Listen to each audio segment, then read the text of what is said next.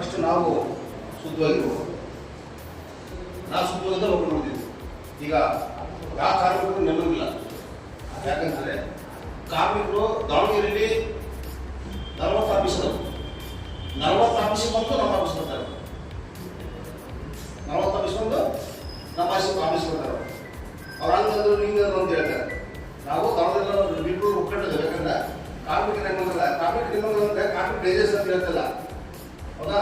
ನಿಜವಾಗಿ ಕಾರ್ಮಿಕ ಕಾರ್ಡ್ ಪಡಿಸ್ಕೊಂತಿಲ್ಲ. ನಿಜವಾಗಿ ಕಾರ್ಮಿಕನಿಗೆ ಡೈರಿ ಹೋಗ್ತಿಲ್ಲ.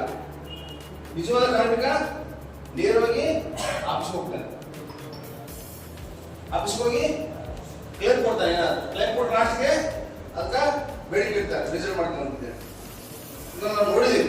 ಈಗ ನಾವೇನು ಮಾಡ್ಬೇಕಾಯ್ತಂದರೆ ನಮ್ಮ ಮಾತು, ನಮ್ಮ ಹೋರಾಟ, ನಮ್ಮ ಸಂಘದ ನಮ್ಮ ನೇಮು ಅಷ್ಟ ಮಾಡ್ತಿಲ್ಲ ನಾವು. ಈಗ ರಾಜ್ಯದಲ್ಲಿರ್ತಕ್ಕಂಥ 31 ಸಮಸ್ಯೆ ಬಗೆಹರಿಸಿದ್ರೆ ನಾವು ಫಸ್ಟ್ ನಾವು ಸಂಘ ಒಕ್ಕೂಟದಲ್ಲಿ ಒಂದು ಫೈನಾನ್ಸ್ ಎಲ್ಲ ಇಟ್ಕೋಬೇಕು. ನಾವು ಸಂಘಿಷ್ಟ ಅಂತ ಹೇಳಿ ಫೈನಾನ್ಸ್ ನಾನು 20 ವರ್ಷ ಕೆಲಸ ಮಾಡೋದಕ್ಕೆ ನಾನು ಒಬ್ಬರ ಕೇಳಿದ ಎಷ್ಟು ರಾಜ್ಯ ಪೋಸ್ಟ್ ಮಾಡೋಕ್ಕಾಗುತ್ತೆ ಆಗುತ್ತೆ. ಇರೋ ಲಾಟ್ ಮಾಡಿ ಹೋಗಿ 10,000 ರೂಪಾಯಿ ತಗೊಂತಾರೆ ಊಟದಲ್ಲಿ. ಯಾರು ಕೇಳಬೇಕು? ನಾವು ಯಾರಿಗೂ ಭ್ರಷ್ಟಾಚಾರದಂಗೆ ನಮ್ಮ ನಂಬರ್ ಸಿಕ್ ಮಾಡ್ತೀವಿ. ನಾವು ಚಳವಳಿಯನ್ನ ಹೋರಾಟವನ್ನ ಕಟ್ಟಬೇಕಾಗಿದೆ. ಇವತ್ತು ಮಂಡಳಿ ನಡೀತಕ್ಕಂಥ ಅನ್ಯಾಯದ ವಿರೋಧವಾಗಿ ನಾವೇನ್ ಮಾಡ್ಬೇಕಂದ್ರೆ ಇವತ್ತು ನಾವು ಮಂಡಳಿ ಸದಸ್ಯರಾಗ ನಾವು ಮಾಡಬೇಕು. ಮಂಡಳಿ ಸದಸ್ಯರಾದ್ರೆ ನಮ್ಮ ಕಾರ್ಮಿಕ ಸಮಸ್ಯೆ, ಕಾರ್ಮಿಕ ಬೇಡಿಕೆ ನೆರವೇರುತ್ತೆ. ನಾವಿಲ್ಲೇ ಕುತ್ಕೊಂಡ್ರೆ ಆಗಲ್ಲ. ಇವತ್ತು ಎಲ್ಲ ಕಾರ್ಮಿಕರು ಎಜುಕೇಟ್ ಮಾಡಬೇಕು. ಎಜುಕೇಟ್ ಮಾಡಿ ನಮ್ಮ ಜೆಂಡರ್ ಕೊಟ್ಟು ಹತ್ರ ಬೆಳಗ್ಗೆ ಅಂತ ಹೇಳ್ಬೇಕು. ಆತ್ಮ ಸಮಸ್ಯೆ ಬಗೆಹರಿಯುತ್ತೆ, ಎಲ್ಲ ಸಮಸ್ಯೆ ಬಗೆಹರಲ್ಲ. ಇವತ್ತು ಏನು ನಮ್ಮ ಶಿವಕುಮಾರ್ ಹೇಳಿದ್ರೆ ಇವತ್ತು 90% ಟೆಂಡರ್ ಕರೀತಾರೆ. ನಮ್ಗೆ 10% ಸತ್ಯ. ಅದು ನಾವು ನೋಡ್ತಿದ್ವಿ. ಇವತ್ತು ಮಂಡಳಿರ್ತಕ್ಕಂಥ ಒಬ್ಬ ಹೋಲ್ಮಟ್ಟ ಇದ್ದಾರೆ. ಇವತ್ತು SBI ಕೆಲಸ ಮಾಡಿದ ಹೋಲ್ಮಟ್ಟ, ಬರೇ ಹೋಲ್ಮಟ್ಟ ಅಷ್ಟೇ. ನಾವು ಹೆಂಗ್ ಮಾಡಿದೆ ಹಿಂಗ್ ಮಾಡಿದೆ ತಂದು ಹೇಳ್ತಿಲ್ಲ, ಕಾರ್ಮಿಕರ ಬಗ್ಗೆ ಮಾತಾಡ್ತಿಲ್ಲ. ನಾವು ನೋಡಿದ್ರೆ ನಾವು ಮೊನ್ನೆ ಪ್ರಶ್ನೆ ಭೇಟಿಯಾಗಿ ಹೋಗಿದ್ದೆ ಕೈ ಸಿಗಲಿಗೆ. ಹಾಗಾಗಿ ಹೋಲ್ಮಟ್ಟ ಯಾರು ಬಂದ್ರೆ ರವಿಚಂದ್ರನ್ ಅವರು ಬರೀ ಮೂಗಿ ತುಪ್ಪ ಕಳಿಸ್ತಾರೆ. ನಾವು ಒಪ್ಪೋದಿಲ್ಲ. ಯಾಕಪ್ಪಲ್ಲ ಅಂತಂದ್ರೆ ನಮಗೆ 20 ವರ್ಷದ ಅನುಭವಿದೆ. ಯಾರು ಏನ್ ಮಾಡ್ಬೇಕಂತೇಳಿ ನಾವು ಯಾರ ತಗೊಂಡು ತಿರ್ಗಾಡತ್ತಿಲ್ಲ. ನಾವೇ ಸ್ವಂತ ಚಳವಳಿಯಿಂದ ಹೆಚ್ಚಿಗೆ ಚಳವಳಿ ಹೆಚ್ಚಿಗೆ ನಾವು ಇದು ಮಾಡ್ಬೇಕಂತ ಹೇಳ್ತೀವಿ. ನಮ್ಮ ಸ್ಟಡಿಯಾಗಿ ಬಂದಿದ್ದೀವಿ. ನಾವೇನು ಈ ನಿಮ್ಮಂಗ MLA ಆಗಿ 5 ವರ್ಷ ಅಧಿಕಾರ ಮಾಡಂತಾರಲ್ಲ. ನಾವು ಸಾಯವರೆಗೂ ಕಾರ್ಮಿಕ ಮಧ್ಯೆ ಕೆಲಸ ಮಾಡ್ತೀವಿ. ಕಾರ್ಮಿಕ ಕಷ್ಟವನ್ನ ಹೇಳ್ತಾರೆ. ಕಾರ್ಮಿಕ ಕಷ್ಟ ಮನೆ ಬರ್ತಾ ಇದ್ದೀನಿ ಅಂತ ನಮ್ಮ ಆಫೀಸ್ ಬರ್ತಾರೆ. ನಮ್ಮ ಆಫೀಸಿನ ಹೊರಗೆ ದೂರಿಲ್ಲ. ಹಾಗಾಗಿ ಆ ಕಷ್ಟ ಕೇಳಿ ಕಷ್ಟ ಪರಿಹಾರ ಕೊಡ್ತಿದ್ವಿ.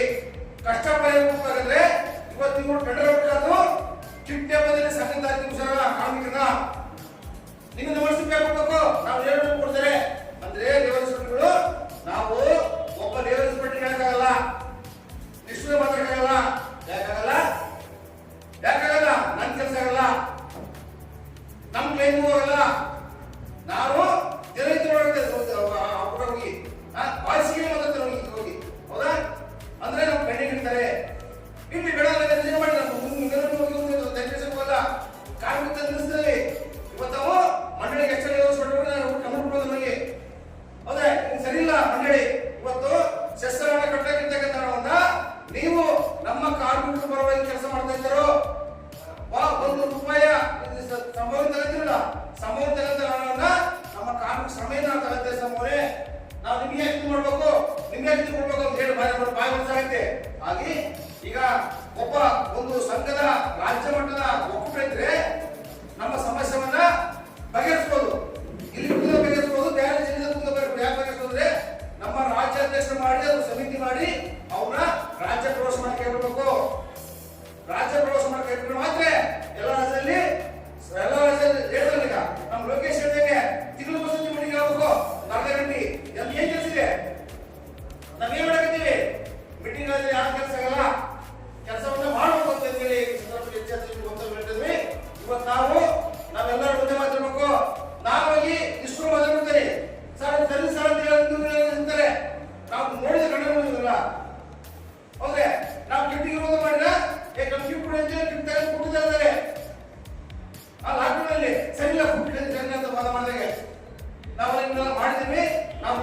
ಇವತ್ತು 60 ಲಕ್ಷ ಬಂದ್ಬಿಡ ನಾವು ಹಣ